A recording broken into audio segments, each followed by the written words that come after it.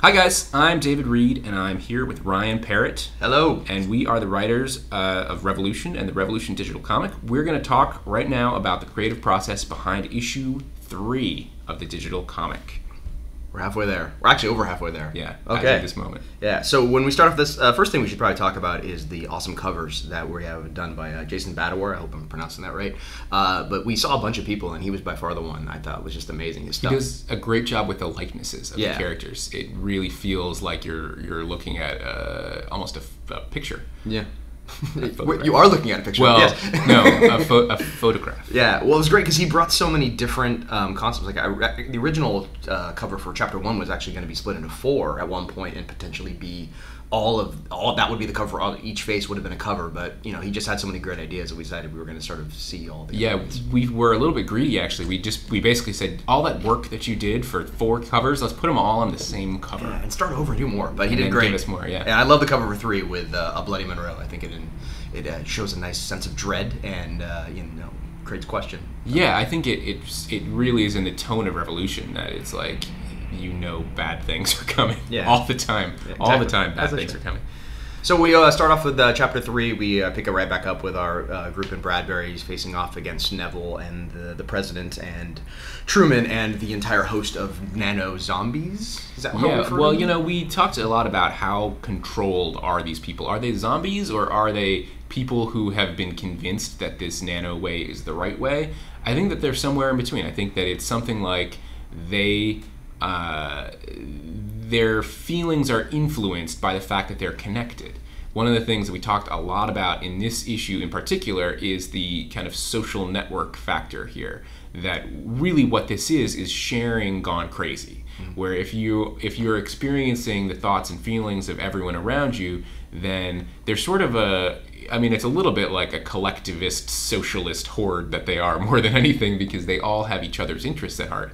But they also are hearing each other's thoughts, and they are sort of being whispered to by the nanotech, and I think that it's a version of what you might call a zombie story that hasn't been done before. Yeah.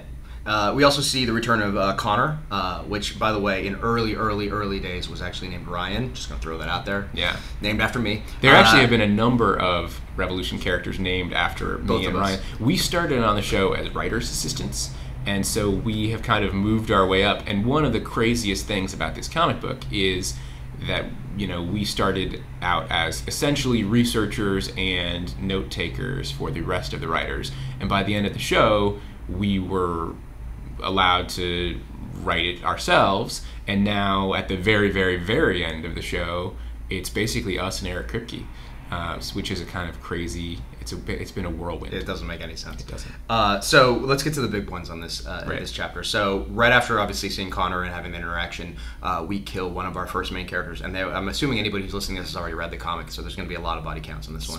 Spoilers. So yeah, we kill Neville. And I think having him have his head blown off by Monroe is probably the most poetic. In the middle of a sentence is probably the best way. Right, and I think that the part that was so much fun for me was that it was in the middle of a sentence. It wasn't the very last panel of the issue. It was the way that death happens in the real world. It came from nowhere. Yeah. And I think that it also to me felt like something that could really happen to this guy, because he's spent so much of his life annoying so many people and being such a dick that he kind of had it coming. Yeah.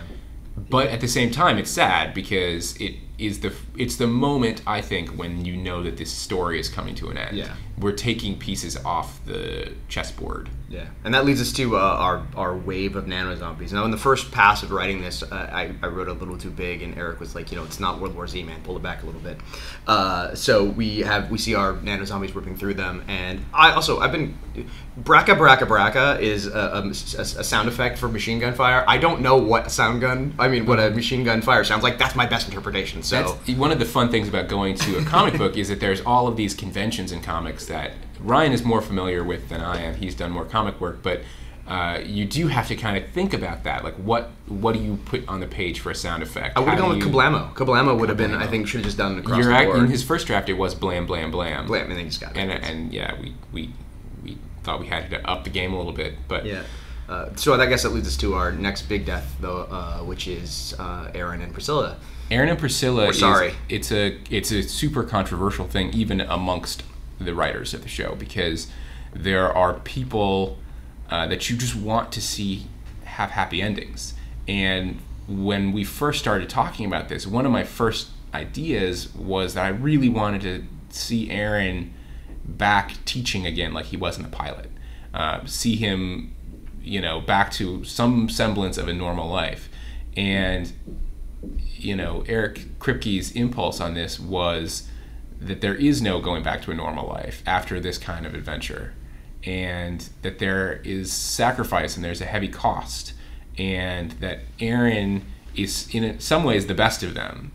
And I think that this moment is probably the saddest for me for the entire Revolution series, because I think that he, of everyone, wanted to get back to the pre-blackout powered world more than anyone, and he's never going to, and it's heartbreaking. And also he'd found his wife at the same time. He found Priscilla, so he has found some happiness. Yeah, it seemed like a good conclusion to that story. And then the one thing that I think we're going to probably get the most feedback back is Rachel's last line to Miles and Charlie, which is "take care of our daughter." This is obviously something that the fans have speculated on for a very, very long time, going back all the way to season 1.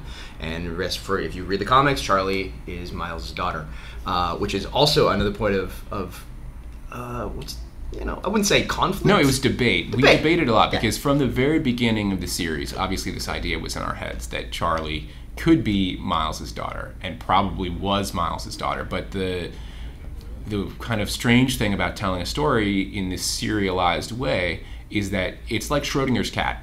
The cat is either alive or dead. You don't know until you look in the box. Charlie is either Miles' niece or daughter, and it could be either one, and you get to have both until you say it one way or another. And so we delayed having one conclusive answer to this because it kind of let people give their own answer for a very long time. You could decide in your head whether you wanted her to be his daughter or not.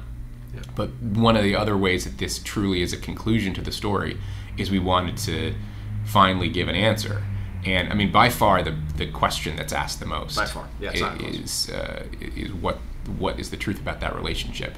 And we decided we finally wanted to tell you. Yeah, and so that leads us to Rachel giving herself over to the Nano in a way that will make more sense as you get into chapter 4.